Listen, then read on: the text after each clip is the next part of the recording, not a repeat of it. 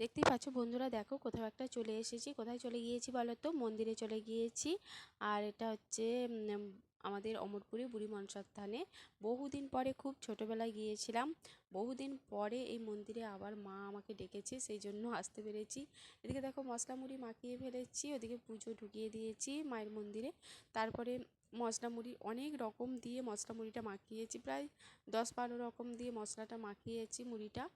আর তারপরে এবার আমরা খেতে বসে গেছি। সবাই হচ্ছে মুড়ি খেতে বসে গেছে। মানে মায়ের মন্দিরে পুজো দিতে এসে মুড়ি খাওয়ার মজাই আলাদা। আবার ওই মুড়িটা বেশি করে মাখিয়েছি, ওই সেতানো মুড়িটা আবার বাড়ি নিয়ে আসবো বলে। এত টেস্টি লাগে। আমার দিদিমারা যখন মায়েরা যখন পুজো দিতে যেত, বলেই দিতাম ওই মুড়িটা, মাখানো মুড়িটা নিয়ে আসবে। ওই মাখানো মুড়িটার যেন মজাই আলাদা। সবাই মিলে মজা করে বিভিন্ন সবাই বিভিন্ন রকম মানে নিয়ে এসেছে বাড়ি থেকে। যে যেমন কেউ আলু সেদ্ধ, কেউ মটর সেদ্ধ, ছোলা সেদ্ধ, শসা, তারপরে চানাচুর, পাঁপড় ভাজা তো আছেই। তারপরে এখানে চপ ভাজছে, চপ, তারপরে বোম, এইসব দিয়ে সবজি বোম দিয়ে মাখিয়েছি মুড়িটা। খুবই টেস্টি লেগেছে। এই দেখো সবাই খুব আনন্দ করে একসঙ্গে মুড়ি খাওয়া হচ্ছে, খুবই ভালো লাগছে। আর তারপরে আমরা তোমাদের হচ্ছে দেখিয়ে দেব মায়ের মূর্তিটা কত সুন্দর। এটা বুড়ি মনসার স্থান অমরপুরে। আমরা ছোটোবেলা থেকে ওই নামেই মাকে চিনি।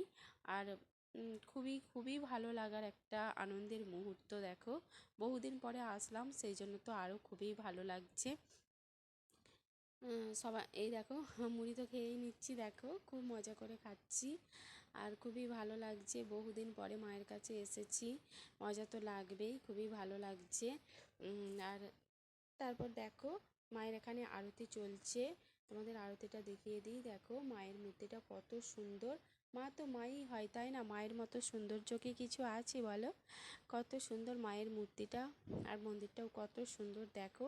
খুবই ভালো লাগছে, একদম শান্ত পরিবেশে, মাঠের ধারে নিরিবিলি একটা জায়গা। তারপর সবাই মুড়ি টুড়ি খাওয়া তো হয়েই গেল। তারপরে পুজো বেরিয়ে গেল।